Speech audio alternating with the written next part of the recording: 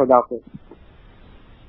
ممنون از شما بیننده گرامی. من یک پیام داشتم که از من خواستن که پخش نکنیم، از یکی از هموطنان آشوری یا آشوری خود ماست.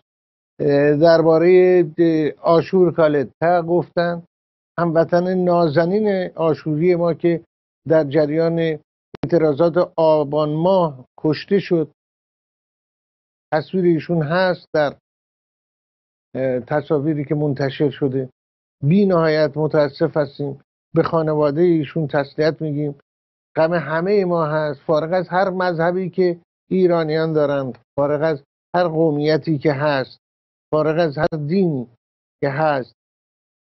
آشور هم عزیز همه ما بود، فرزند همه ما بود و امیدوارم روزی ایرانی ها بتوانند برسن به روزی که فارغ از تعصبات دینی، اختلافات دینی، قومی، هر چی که هست که حکومت مورد بهره برداری قرار میده، در ایرانی آزاد در کنار هم باشن و آشور نازنین ما و آشورهای نازنین ما بتونن آینده روشن داشته باشن در کشور خودشون.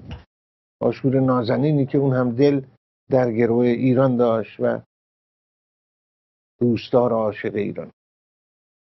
تسلیت دوباره به خانواده آشور نازنین، آشور کالتای نازنین.